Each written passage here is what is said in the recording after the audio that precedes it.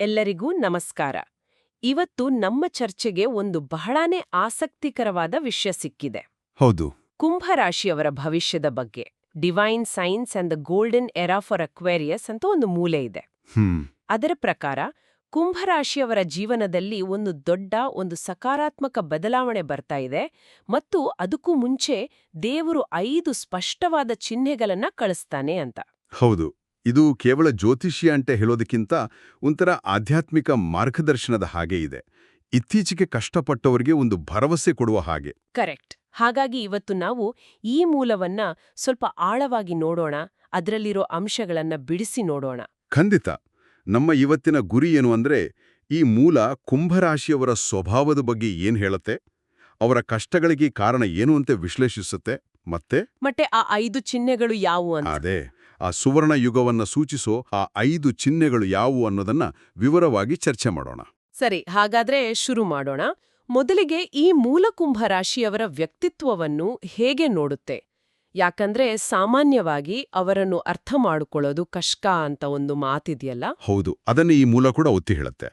ಅವರ ಜೀವನ ಒಂದು ರೀತಿ ದೀರ್ಘ ಪ್ರಯಾಣ ಇದ್ದ ಹಾಗೆ ಅಂತ ಹೇಳುತ್ತೆ. ದೀರ್ಘ ಪ್ರಯಾಣ ಅಂದ್ರೆ ಚಿಕ್ಕ ವಯಸ್ಸಿನಲ್ಲೇ ಅವರ ಮೇಲೆ ದೊಡ್ಡ ದೊಡ್ಡ ಜವಾಬ್ದಾರಿಗಳು ಬೀಳುತ್ತೆ. ಅದರಿಂದ ಏನಾಗುತ್ತೆ, ಅವರು ವಯಸ್ಸಿಗಿಂತ ಬೇಗ ಪಕ್ವ ಆಗ್ತಾರೆ. ಅವರು ಅನುಭವಿಸೋ ಕಷ್ಟಗಳೇ ಅವರಿಗೆ ಪಾಠ ಆಗುತ್ತೆ. ಓಕೆ. ಈ ಮೂಲದಲ್ಲಿ ಅವರ ಮಾನವೀಯ ಗುಣಗಳ ಬಗ್ಗೆ ಕೂಡ ಹೇಳಿದೆ.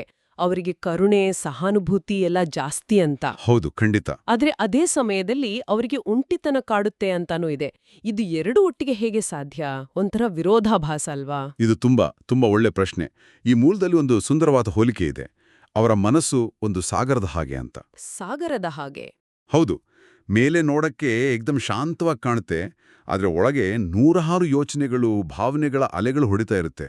ಬೇರೆಯವರ ಕಷ್ಟಕ್ಕೆ ತಕ್ಷಣ ಸ್ಪಂದಿಸ್ತಾರೆ, ಆದ್ರೆ ತಮ್ಮ ಆಳವಾದ ಯೋಚನೆಗಳನ್ನ, ನೋವನ್ನ ಅಷ್ಟು ಸುಲಭವಾಗಿ ಯಾರ ಜೊತೆನೂ ಹಂಚ್ಕೊಳ್ಳಲ್ಲ. ಓಹ್, ಅದಕ್ಕೇನಾ ಎಲ್ಲರ ಜೊತೆ ಇದ್ರೂ ಎಲ್ಲೋ ಒಂದು ಕಡೆ ನಾನು ಒಂಟಿ ಅನ್ನೋ ಭಾವನೆ ಬರೋದು?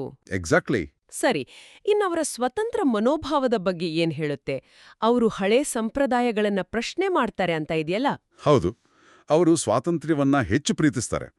ಅವರದು ಚುರುಕಾದ ಬುದ್ಧಿ. ಹಾಗಾಗಿ ಏನನ್ನಾಗಲಿ ಕುರುಡಾಗಿ ನಂಬಲ್ಲ.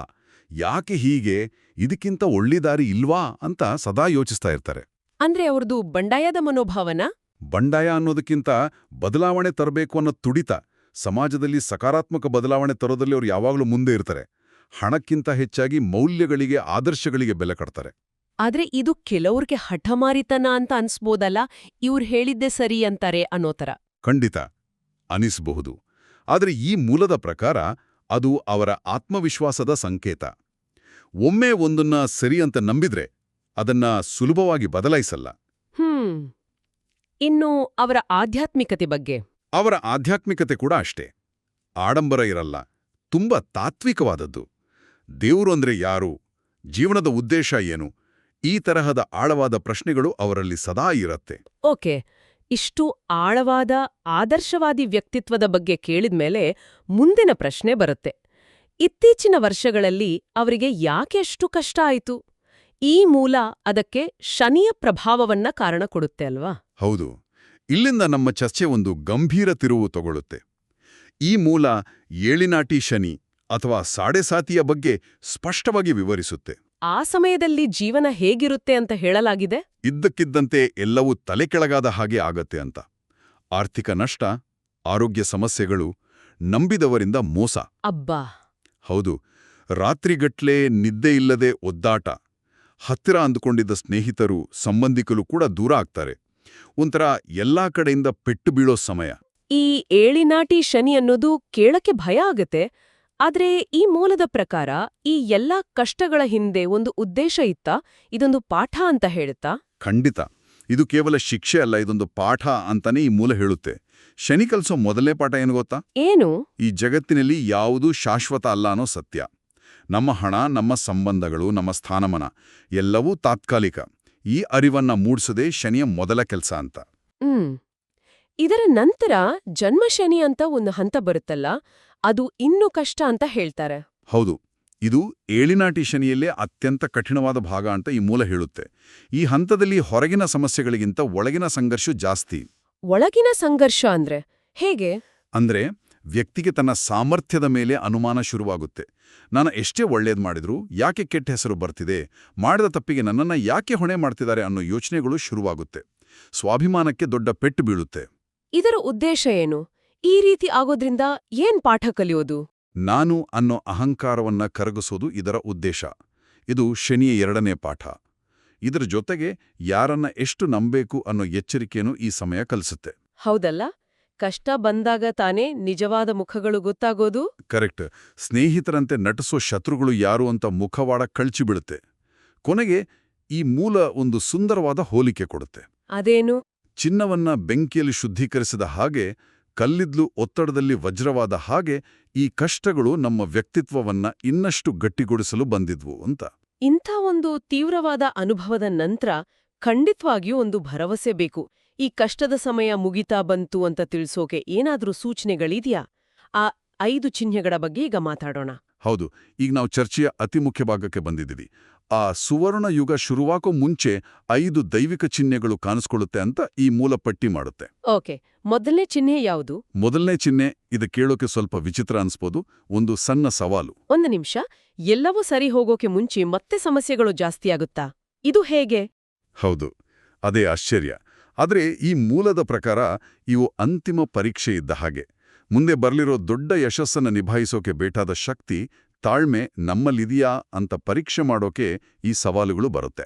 ಓ, ರಾತ್ರಿ ಕಳೆದು ಬೆಳಗಾಗೋ ಮುಂಚೆ ಇರೋ ಕತ್ಲೆ ಸ್ವಲ್ಪ ಹೆಚ್ಚು ಗಾಢವಾಗಿರುತ್ತಲ್ಲ, ಆ ತರಹನ? ಪರ್ಫೆಕ್ಟ್, ಅದೇ ಹೋಲಿಕೆ. ಸರಿ, ಅದು ಅರ್ಥವಾಯ್ತು. ಹಾಗಾದ್ರೆ 2ನೇ ಚಿಹ್ನೆ? 2ನೇ ಚಿಹ್ನೆ, ನೋಯಿಸುವವರಿಂದ ಬಿಡುಗಡೆ. ಅಂದ್ರೆ ನಮ್ಮ ಬೆಳವಣಿಗೆಗೆ ಅಡ್ಡಿಯಾಗಿದ್ದ, ನಮ್ಮ ಶಕ್ತಿಯನ್ನ ಕುಗ್ಗಿಸ್ತಿದ್ದ ನಕಾರಾತ್ಮಕ ವ್ಯಕ್ತಿಗಳು. ಹಾ, ಅವರು ತಾವಾಗಿಯೇ ನಮ್ಮ ಜೀವನದಿಂದ ದೂರ ಹೋಗ್ತಾರಾ? ಹೌದು, ತಾವಾಗಿಯೇ. ಇದು ಆರಂಭದಲ್ಲಿ ನೋವು ಕೊಡ್ಬೋದು, ಯಾಕಂದ್ರೆ ಅವರು ನಮಗೆ ಹತ್ರದವರಾಗಿರ್ಬೋದು. ಆದರೆ ಹಳೆಯ ಎಲೆಗಳ ಉದುರಿದ್ರಷ್ಟೇ ಹೊಸ ಚಿಗುರು ಬರಲು ಸಾಧ್ಯ ಅಲ್ವಾ? ನಿಜ.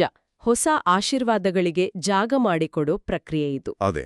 ಇದು ತುಂಬಾ ಆಸಕ್ತಿಕರವಾಗಿದೆ.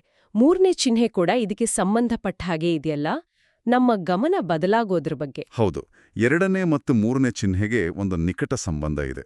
3ನೇ ಚಿಹ್ನೆ ಸಕಾರಾತ್ಮಕತೆಯ ಕಡೆಗೆ ಗಮನ ಬದಲಾಗುವುದು. ಅದು ಹೇಗೆ? ನಕಾರಾತ್ಮಕ ವ್ಯಕ್ತಿಗಳು ದೂರ ಹೋದ ಮೇಲೆ ಸಹಜವಾಗಿಯೇ ನಮ್ಮ ಗಮನ ಬೇರೆ ಕಡೆ ಹೊರಳುತ್ತೆ. ಅನಗತ್ಯ ವಾದ ವಿವಾದ, ನೆಗೆಟಿವ್ ನ್ಯೂಸ್ ನೋಡೋದು, ಇದೆಲ್ಲದರಿಂದ ಮನಸ್ಸು ದೂರ ಸರಿಯುತ್ತೆ. ಬದಲಾಗಿ ನಮ್ಮ ಆರೋಗ್ಯ, ನಮ್ಮ ಗುರಿಗಳು, ಅಭಿವೃದ್ಧಿ ಮೇಲೆ ಗಮನ ಕೇಂದ್ರೀಕರಿಸಲು ಶುರು ಮಾಡ್ತೀವಿ. ಇಲ್ಲೊಂದ್ ಪ್ರಶ್ನೆ.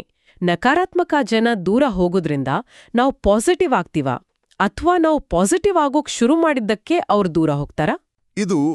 ಇದು ಅತ್ಯುತ್ತಮ ಪ್ರಶ್ನೆ. ಈ ಮೂಲೆ ಇದನ್ನ ನೇರವಾಗಿ ಹೇಳಿಲ್ಲ, ಆದರೆ ಇದು ಒಂಥರ ಚೈನ್ ರಿಯಾಕ್ಷನ್ ತರ. ಬಹುಶಃ ನಾವು ಸಕಾರಾತ್ಮಕತೆಯನ್ನ ಆಯ್ಕೆ ಮಾಡ್ಕೊಂಡಾಗ ನಮ್ಮ ವೈಬ್ರೇಷನ್ ಬದಲಾಗುತ್ತೆ. ಆ ಹೊಸ ವೈಬ್ರೇಷನ್ಗೆ ಹೊಂದಿಕೊಳ್ಳಲಾಗದ ಶಕ್ತಿಗಳು ತಾವಾಗಿಯೇ ದೂರ ಸರಿಬಹುದು. ಓಕೆ, ನಮ್ಮ ಆಯ್ಕೆಯೇ ನಮ್ಮ ಪರಿಸರವನ್ನು ನಿರ್ಧರಿಸುತ್ತೆ ಅನ್ನೋ ಹಾಗೆ. ಖಂಡಿತ. ಸರಿ, ಈಗ 4ನೇ ಚಿಹ್ನೆಗೆ ಬರೋಣ. ಇದು ಆಧ್ಯಾತ್ಮಿಕತೆಗೆ ಸಂಬಂಧಿಸಿದ್ದು ಅಂತ ಅನ್ಸುತ್ತೆ. ಹೌದು, 4ನೇ ಚಿಹ್ನೆ ಆಧ್ಯಾತ್ಮಿಕತೆಯ ಕಡೆಗೆ ಒಲವು ಹೆಚ್ಚಾಗೋದು. ಇದ್ದಕ್ಕಿದ್ದಂತೆ ಪೂಜೆ, ಧ್ಯಾನ, ಭಕ್ತಿಗೀತೆಗಳು ಕೇಳಬೇಕು, ದೇವಸ್ಥಾನಗಳಿಗೆ ಹೋಗ್ಬೇಕು ಅನ್ನೋ ಭಾವನೆ ಹೆಚ್ಚಾಗತ್ತೆ. ಇದುವರೆಗೂ ನಂಬಿಕೆ ಇಲ್ದವರಿಗೂ ಹೀಗಾಗತ್ತಾ? ಹೌದು, ಅವರಿಗೂ ಮನಸ್ಸಿನಲ್ಲಿ ಒಂದು ಬಗೆಯ ಸೆಳೆತ ಶುರುವಾಗತ್ತೆ ಅಂತ ಈ ಮೂಲ ಹೇಳುತ್ತೆ. ಇದು ಒಂದು ರೀತಿಯಲ್ಲಿ ಆಧ್ಯಾತ್ಮಿಕ ಜಾಗೃತಿ. ಹೊರಗಿನ ಸುಖಕ್ಕಿಂತ ಒಳಗಿನ ಶಾಂತಿ ಮುಖ್ಯ ಅನ್ನೋ ಅರಿವು ಮೂಡೋ ಸಮಯ. ಓಕೆ, ಇನ್ನು ಕೊನೆಯ 5ನೇ ಚಿಹ್ನೆ ಸಂಪೂರ್ಣ ಬದಲಾವಣೆ. ಇದು ಕೇಳೋಕೆ ಬಹಳ ದೊಡ್ಡದಾಗಿ ಕಾಣಿಸ್ತೆ. ಇದರ ಅರ್ಥವೇನು?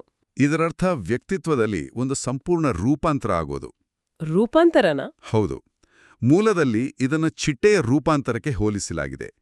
ಕಂಬಳಿ ಹುಳು ತನ್ನ ಸುತ್ತ ಒಂದು ಗೂಡು ಕಟ್ಟಿಕೊಳ್ಳುತ್ತಲ್ಲ, ಕೂಕೂನ್. ಹೌದು. ಆ ಗೂಡಿನೊಳಗಿನ ಕತ್ತಲೆ, ಒತ್ತಡ ಇದೆಯಲ್ಲ, ಅದೇ ನಾವು ಅನುಭವಿಸಿದ ಕಷ್ಟದ ಕಾಲ. ಅದರಿಂದ ಹೊರಬಂದಾಗ ಅದು ಸುಂದರವಾದ ರೆಕ್ಕೆಗಳಿರೋ ಚಿಟ್ಟೆಯಾಗಿರುತ್ತೆ.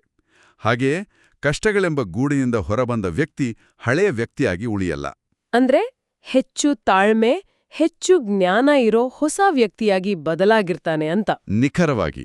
ಓಕೆ, ಈ 5 ಚಿಹ್ನೆಗಳು ಕಾಣಿಸ್ಕೊಂಡ ಮೇಲೆ ಅಂತಿಮವಾಗಿ ಏನಾಗುತ್ತೆ? ಆ ಸುವರ್ಣ ಯುಗ ಅಂದ್ರೆ ಏನು? ಮೂಲದ ಪ್ರಕಾರ ಇದಾದ ನಂತರವೇ ನಿಜವಾದ ಸುವರ್ಣ ಯುಗದ ಆರಂಭ. ಇಷ್ಟು ದಿನ ಪಟ್ಟ ಕಷ್ಟಕ್ಕೆ, ತಾಳ್ಮೆಗೆ, ಮಾಡಿದ ಒಳ್ಳೆಯ ಕೆಲಸಗಳಿಗೆ ಪ್ರತಿಫಲ ಸಿಗೋ ಸಮಯವಿದು. ಅಂದ್ರೆ ಸಂತೋಷ, ಯಶಸ್ಸು, ಗೌರವ ಎಲ್ಲವೂ ಸಿಗುತ್ತಾ? ಹೌದು, ಎಲ್ಲವೂ ಅರಿಸಿ ಬರುತ್ತೆ. ಈ ಮೂಲದಲ್ಲಿ ಒಂದು ಸುಂದರವಾದ ಸಾಲಿದೆ. ದೇವರು ನಿನ್ನ ಭವಿಷ್ಯವನ್ನ ಚಿನ್ನದ ಲೇಖನಿಯಿಂದ ಮತ್ತೆ ಬರೆಯುತ್ತಿದ್ದಾನೆ ಅಂತ. ವಾವ್! ಇದರ ಜೊತೆಗೆ ಏನಾದ್ರೂ ಸರಳವಾದ ಆಚರಣೆಯನ್ನ ಈ ಮೂಲ ಸಲಹೆ ಮಾಡುತ್ತಾ? ಹೌದು, ಒಂದು ಸರಳವಾದ ಸಲಹೆ ಇದೆ.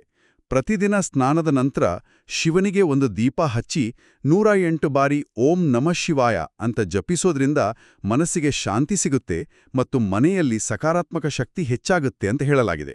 ಒಟ್ಟಾರೆಯಾಗಿ ಇವತ್ತಿನ ಈ ಚರ್ಚೆಯನ್ನ ನೋಡಿದ್ರೆ ಈ ಮೂಲವು ಕುಂಭರಾಶಿಯವರ ಹೋರಾಟಗಳಿಗೆ ಜ್ಯೋತಿಷ್ಯದ ಕಾರಣಗಳನ್ನು ಕೊಟ್ಟು ಭವಿಷ್ಯದ ಬಗ್ಗೆ ಒಂದು ದೊಡ್ಡ ಭರವಸೆಯನ್ನ ಕಟ್ಟಿಕೊಡುತ್ತೆ. ಹೌದು. ಮತ್ತು ಆ ಬದಲಾವಣೆ ಹತ್ತಿರದಲ್ಲಿದೆ ಅಂತ ಗುರುತಿಸೋಕೆ ಈ 5 ಚಿಹ್ನೆಗಳ ಒಂದು ಪಟ್ಟಿಯನ್ನು ನೀಡುತ್ತೆ. ಹೌದು, ಇದೊಂದು ಸಂಪೂರ್ಣವಾದ ನಿರೂಪಣೆ. ಕೊನೆಯದಾಗಿ ಕೇಳುಗರು ಯೋಚನೆ ಮಾಡಲು ಒಂದು ಪ್ರಶ್ನೆಯನ್ನ ನಾನಿಲ್ಲಿ ಬಿಟ್ಟೋಗ್ಬೋದು ಅಂತ ಅನ್ಸುತ್ತೆ. ಖಂಡಿತ ಹೇಳಿ. ಈ ಮೂಲವು ದೈವಿಕ ಚಿಹ್ನೆಗಳು ಅಂದ್ರೆ ನಮ್ಮ ಹೊರಗಡೆ ನಡೆಯೋ ಘಟನೆಗಳಿಗೆ ಹೆಚ್ಚು ಪ್ರಾಮುಖ್ಯತೆ ಕೊಡುತ್ತೆ ಅಲ್ವಾ? ಹೌದು. ಆದರೆ ನಾವು ಯೋಚಿಸಬೇಕಾದ ವಿಷಯ ಏನಂದ್ರೆ, ಇಂತಹ ಸಕಾರಾತ್ಮಕ ಚಿಹ್ನೆಗಳನ್ನ ಗುರ್ತಿಸುವ ನಮ್ಮ ಮನಸ್ಥಿತಿಗೂ ಮತ್ತು ನಿಜವಾದ ಬದಲಾವಣೆಗೂ ಏನಾದ್ರೂ ಸಂಬಂಧ ಇದೆಯಾ? ಅದನ್ನ ಸ್ವಲ್ಪ ವಿವರಿಸಬಹುದಾ? ಅಂದ್ರೆ ತುಂಬಾ ಕಷ್ಟದ ನಂತರ ಒಬ್ಬ ವ್ಯಕ್ತಿ ಸಹಜವಾಗಿಯೇ ಒಂದು ಒಳ್ಳೆಯ ಬದಲಾವಣೆಯನ್ನ ನಿರೀಕ್ಷಿಸ್ತಿರ್ತಾನೆ. ಆಗ ತನ್ನ ಸುತ್ತ ನಡೆಯೋ ಸಣ್ಣ ಸಣ್ಣ ಘಟನೆಗಳಲ್ಲೂ ಒಂದು ಆಶಾದಾಯಕ ದೃಷ್ಟಿಯನ್ನ ಹುಡುಕಲು ಶುರು ಮಾಡ್ತಾನೆ. ಹಾಗಿದ್ದಾಗ ಓ ಸರಿ, ಈ ಚಿಹ್ನೆಗಳ ಮೇಲೆ ಗಮನ ಹರಿಸುವುದೇ ಒಂದು ರೀತಿಯಲ್ಲಿ ಸೆಲ್ಫ್ ಫುಲ್ಫಿಲ್ಲಿಂಗ್ ಪ್ರಾಫೆಸಿ ತರಹ ಆಗಿ ಸಕಾರಾತ್ಮಕ ಬದಲಾವಣೆಗೆ ಪ್ರೇರಣೆ ನೀಡುವ ಒಂದು ಮಾನಸಿಕ ಪ್ರಕ್ರಿಯೆಯಾಗಿರಬಹುದೇ? ಇದು ನಾವು ಯೋಚಿಸಬೇಕಾದ ಸಂಗತಿ.